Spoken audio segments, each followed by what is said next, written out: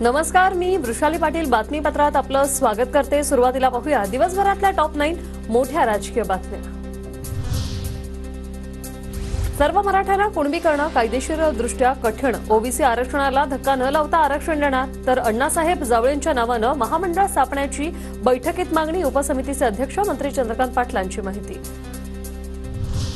मराठा समाजाला न्याय देण्यासाठी आमचं सरकार कटिबद्ध, शिंदे समितीचा अहवाल आम्ही स्वीकारलाय, विरोधकांच्या टीकेला आम्ही कामातून उत्तर देऊ, देवेंद्र फडणवीस यांचं वक्तव्य। त्यांना काय आरोप करायचे आहेत त्यांना करू द्या, पण मराठा समाजाला न्याय मिळण्याच्या दृष्टीने आमचं सरकार सातत्याने कार्यरत आहे। शिंदे समितीचा अहवाल आम्ही त्या ठिकाणी मान्य केलेला आहे। शिंदे समितीचा दुसरा आणि तिसरा अहवाल राज्य मंत्रिमंडळ बैठकीत स्वीकारला। मराठा कुणबी नोंदी शोधण्यासाठी सरकारकडून शिंदे समितीची स्थापना, अहवालात काय याकडे मराठा समाजाचं लक्ष। आंदोलनापासून दूर नेण्यासाठी बैठका घेतल्या जात आहेत, गोरगरिबांना न्याय देण्यासाठी नाही, सर्व मराठ्यांना कुणबीतून आरक्षण द्या नाहीतर महागात पडेल, मनोज जरांगेंचा सरकारला इशारा। करू आणि मराठ्यांना आरक्षण नाही मिळून देणार, मराठ्यात वाद लावणार आणि आम्ही तोवर निवडणुका मारून नेणार, तुमचं स्वप्न साकार होऊ देणार नाही। मराठ्यांशी गद्दारी करू नका, उद्याच्याला तिघाला मराठ्याच्या दारातीच। आता जे झालं तुम्हाला याच्यापेक्षा भयान फटका बसणार।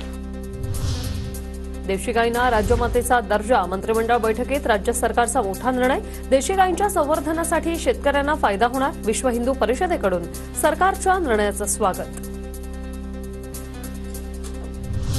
कोतवालांच्या मानधनात 10% वाढ, अनुकंपा धोरणही लागू, ग्राम रोजगार सेवकांना 8,000 मानधन, तर होमगार्डच्या भत्त्यातही भरीव वाढ, राज्य मंत्रिमंडळाच्या बैठकीत मोठा निर्णय।